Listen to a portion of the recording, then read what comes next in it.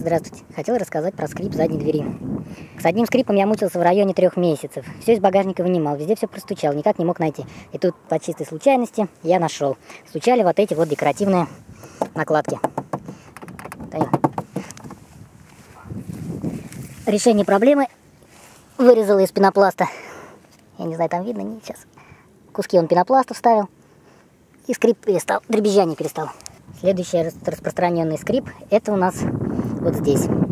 Пробовал я смазывать ИВД и разными смазками, но ничего не помогло или ненадолго. Самое простое решение нашел, это в изоленте. Обматываешь изолентой, и скрип перестает.